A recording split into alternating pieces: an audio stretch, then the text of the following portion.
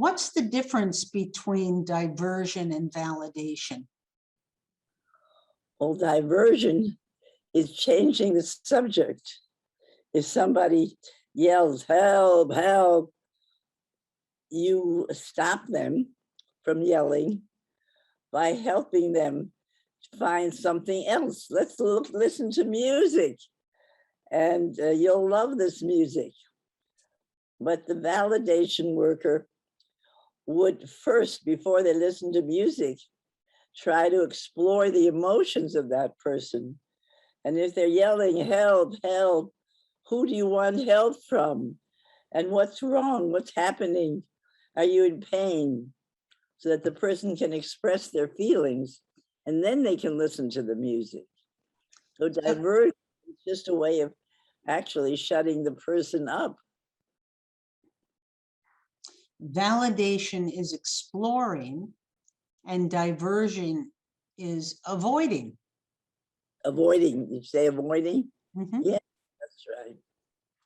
And what's the difference between validation and therapeutic lying?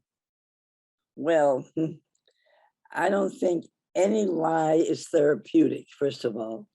And whoever coined that term, I cannot believe that they have had any training in psychology or social work, because you don't lie to a client. Psychologists would never lie, a good one anyway. So that when I say I want to see my mother, and you say your mother's coming, she's right around the corner doing the laundry, sit down. And I'll sit down. 2 minutes later, I'll get up, because I don't trust this person, because on a deep level of knowing, I know my mother is dead, because I was there at the funeral and I saw her eyes when she died. They closed. I can see that with my mind's eye very well. So when you say sit down, your mother's coming, I'm glad on one hand that she's alive, but on the other hand, I know she's dead. And on the other hand, I'm getting to Fiddler on the Roof. Well, you've brought up another validation principle, actually, that people live on different levels of consciousness at the same time. That's right. And that this old woman who you just described knows her mother is dead and wants to see her and could even visually see her. That's right, because we all have a mind's eye.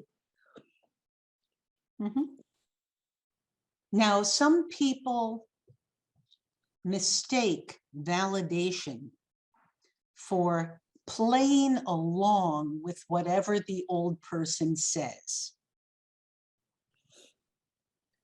Well, rephrasing is not playing along, but it's helping the old person express their emotions.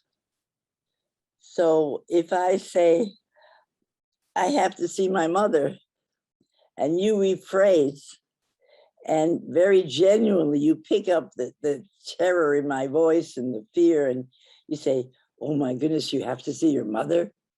Yes, I have to see her right now. And what do you want to tell your mother? I have to tell her that my sister just cut my finger off and I don't have a finger. You don't have a finger. You want her to punish your sister? Yes, she should be punished. She should be put to bed without any supper for a long time. Now I feel a little better, because in my mind's eye, I see my sister being punished, even though she never was. Right.